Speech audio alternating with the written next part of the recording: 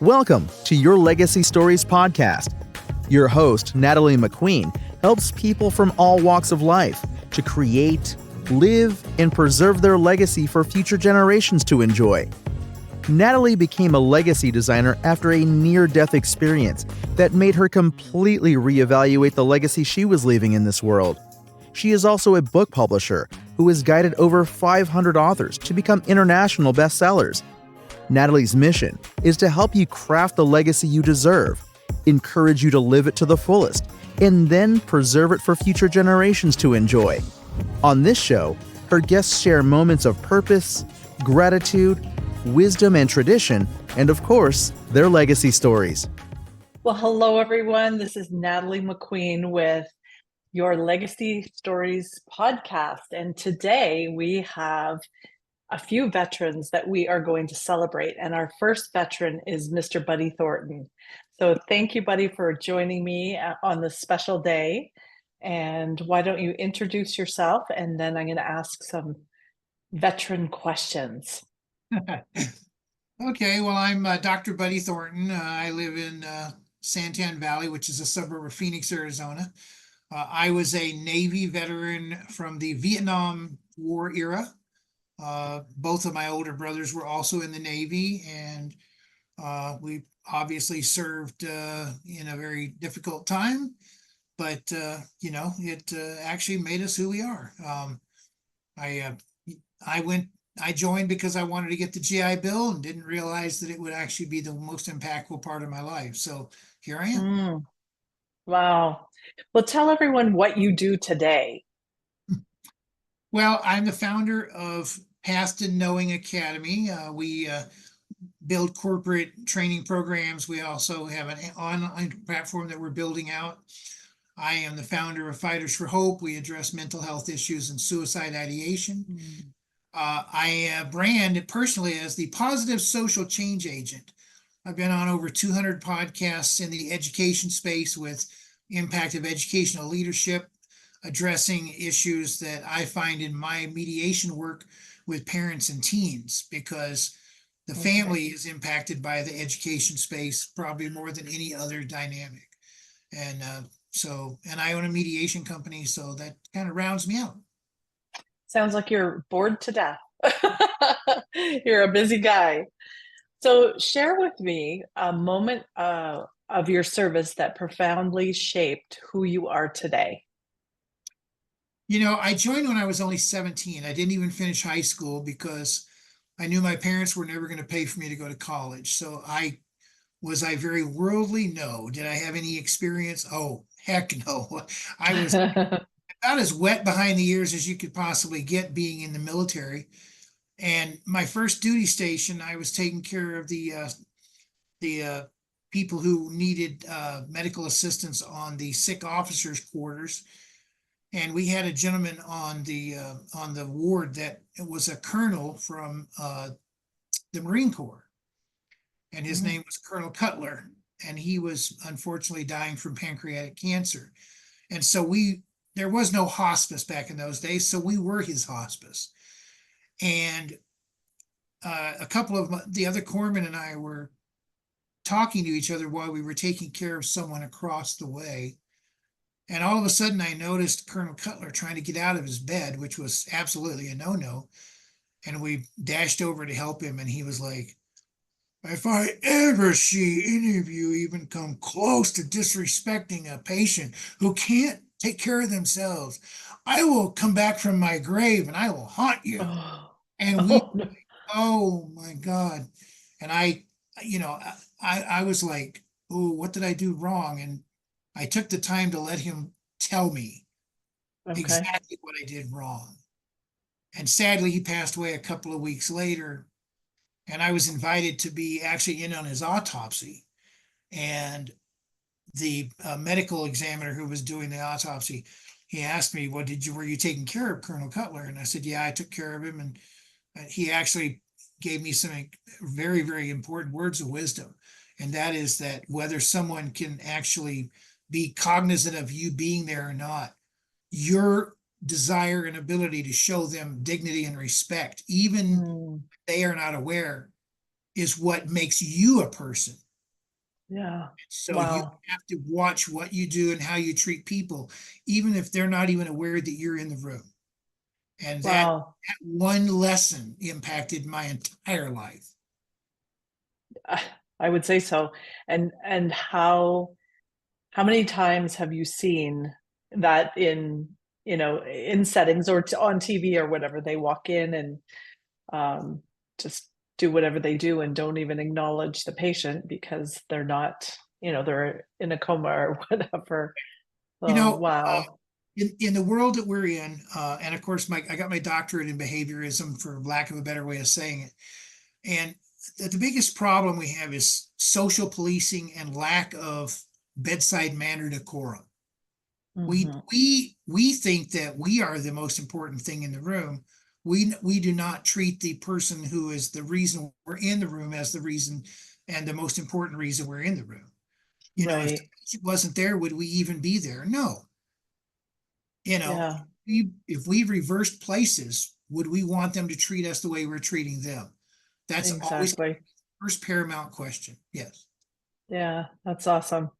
So, who are some of the people that you served with who really impacted you and made a lasting impact? I What had did one. you learn from them too? Okay, I had one senior chief. His name was Senior Chief Rohr, and he was the head of our dispensary. We were dealing with uh, the Marines at Camp Lejeune, North Carolina.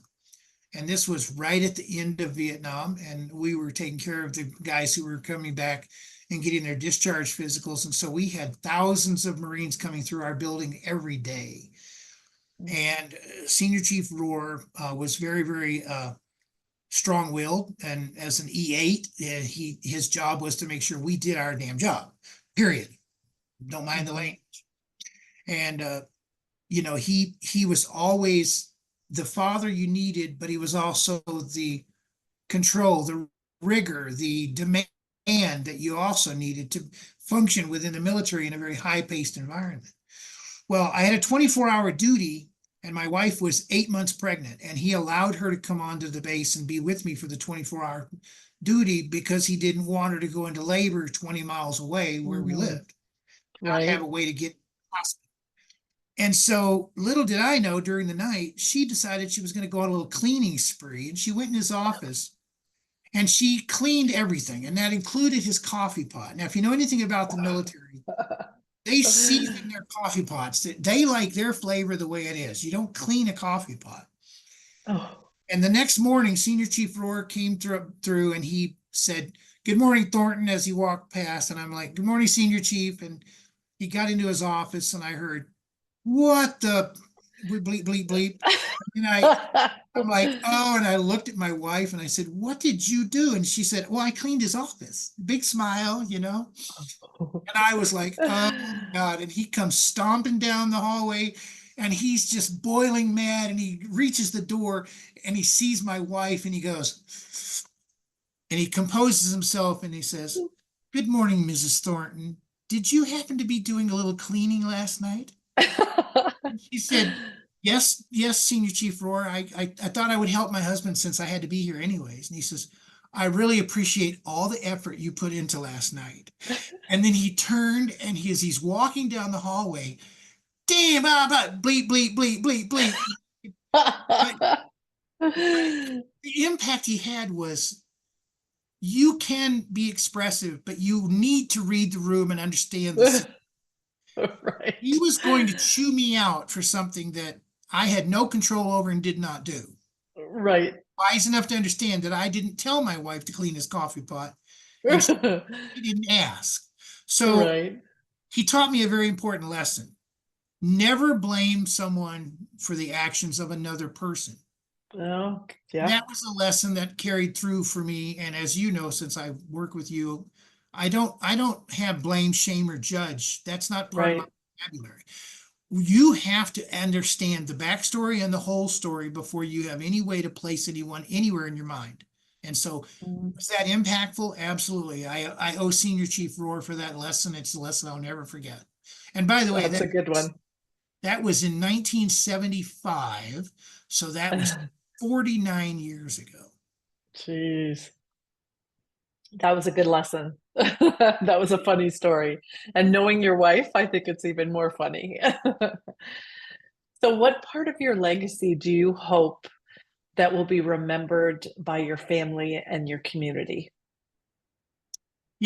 I've made some pretty good things happen in my life, but the most important thing that I've done in my life is try to teach the 4 generations that I've been able to put my fingers on that family has to come before anything else. It has to come before profits, business, education. It has to come before careers, because all of those things may support family, but without family, they're meaningless. And Mm, so, even with the books that I've written and my series, the Slippery Slope series, are all about behavior, all about how people should treat other people. I want to be remembered as the person who, regardless of what my end looks like, I try to leave some type of a lasting, evergreen impact on how people should behave. I didn't make a judgment of how they behave, but I tried to paint a picture of get within this framework and do it. And my living example is that my kids and my grandkids all honor that, and they do it every day. And so if that just diffuses out into society over time, long after I'm gone, my books will still be here. And if they make an impact, that to me will be the legacy I look for. yeah. And so everyone can find your books on Amazon under Buddy Thornton. And you've got 4 already there. Right? And I see 2 there that are up and coming, right? 5 is already on the shelf, ready to go. 6 is almost finished, and we'll launch them back to back because book 5 is really the I want to say it's the SOP. It's the framework for book 6. And so Okay. you need book 6 to fill in the blanks, but you need book 5 as the foundation, very similar to the reason why I wrote books 1 and 2 on ethics and morals, because they are the underpinning of the entire series.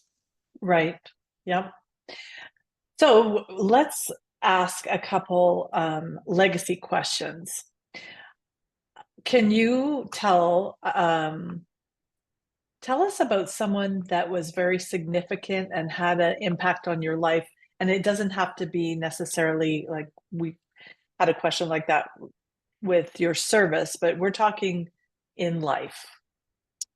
Well, I could easily go to my mother because she was super impactful to my education and how I approach education. And I could certainly go to my wife because she's given me 50 plus years and never dishonored our marriage. But Mm, I want to go back to a person that I knew in high school, and her name was Rochelle Wilkins, and she was my drama teacher. And she taught us 2 very, very important lessons that stay with you, whether you're on stage, whether you're just in corporate meetings, or if you're just in life. The number mhm. one lesson was that you always have a script. You always have this schema, this script in your mind, and you want to perform it to perfection. But we are also imperfect human beings. So when we make a mistake, Nice. do not acknowledge the mistake. Just keep moving. Yeah. Because unless you've shared that plan with somebody else and they know it verbatim, they won't Yep. even know you made a mistake unless you tell them you did. So move on. Keep going. Right. She taught me that getting to the end and being the best you can possibly be, despite all the flaws, is okay. Right. Perfectionism is probably the number one reason why people don't finish their bachelor's degrees, their master's degrees, or their doctorates. If you're trying to be too perfect, it delays you, it blunts you, it stunts you. You cannot Mhm. do that. The second lesson she taught me was be absolutely yourself. If you're going to be performing in a role, whether it's a leadership role, whether you're a follower, no matter where you are in the scheme of where you're at, make the decision that you're going to fulfill that role 100% and just accept the outcome. There's always an opportunity to go get another role. And so those Nice. 2 lessons were her lessons, and they have stood me for a lifetime. Yeah. Smart lady. Very. And she was Yeah. 4'10", had flaming red hair. She was an Ah! And she was just a spitfire. I mean, she was absolutely, you did not get her mad unless you just were really asking to get it. I mean, that's just okay. Right. All right. I'm going to throw a different one at you. What is one thing that you have on your legacy list? And that can be anything that you still want to achieve or still want to experience or be remembered for. You know, the one thing, I mean, I've been on stage, I've spoken in front of thousands of people. I've impacted companies, I've owned companies, and you know, I've fulfilled a lot of different roles. But the one thing I have never done is I have never addressed either a state legislature or got up in front of a governing group and been allowed to partake in any way, shape, or form my opinion. I do that as a side rail. I guess, you know, I mean, I've been told that the governor of Texas listens to our podcasts and has a guy who does the podcast some nasty grams saying, hey, I don't like it. But you know what? It's just not the same. I would like to just one time have an impact that is highly visible and just get to read the room. I'd like to be able to see what the reaction is to, you know, something that I put in front of people to challenge them to be better than where they are today. And I, you know, if I ever get that opportunity, I guarantee I will be well prepared for it. Now, I have been asked if I would run for city council. I've been asked if I would run for other positions for several times during my life. And the answer has always been absolutely no. And the reason is because I would never want to put my family under that type of a spotlight. Okay, sure. Yeah, that's a lot of stress. The greed to seek that kind of power is a very, very tempting thing for a lot of people. But I would never want to ruin the dynamic that I have and disrupt the peace that they could have in their lives by putting myself ahead of them. And so I don't do that. Yeah. Well, thank you for your service. Thank you for everything. Thank you for sharing some of your military stories. And is there any last words? You know, if you're going to honor the vets, and I think the most important thing about honoring the vets is understanding that a lot of them they didn't feel like they contributed the way others did. Whether you were a frontline soldier or sailor, whether you were facing the enemy, it's well known that you never hear the round that kills you, but you always hear the ones whistle by that miss. It's very important that you don't just thank a vet for their service. Take the time to sit down with them for 15 or 20 minutes and invite them to share their story. The love language of veterans is tell me more. We don't share. Even when we get together as veterans by ourselves, we don't share unless someone invites us through that door. And then we share based on what we feel is comfortable for the audience, not what we know. Because if you've never been there, you'll never understand it. And those who have been there don't need to be told. And that's what's important. When you tell a veteran, thank you for your service, what you should be saying is, can I sit down with you for 15 minutes and can you tell me why I should thank you for your service? Because that would be far more impactful.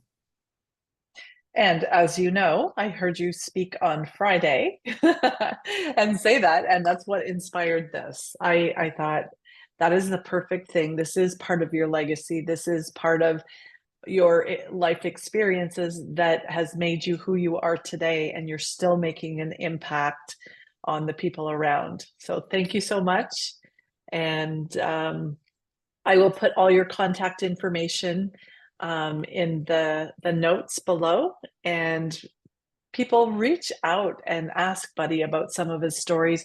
Definitely go on Amazon and get a copy of any of the 4 books or all 4 books. Look under Buddy Thornton books, and they're all there. All right. Thank you so much. Thank you, Natalie. Thank you for joining us for another episode of Your Legacy Story Podcast. If you would like to share your legacy story with Natalie or get your legacy book started, please reach out at giftsoflegacy@gmail.com. Be sure to add My Legacy Stories in the subject line.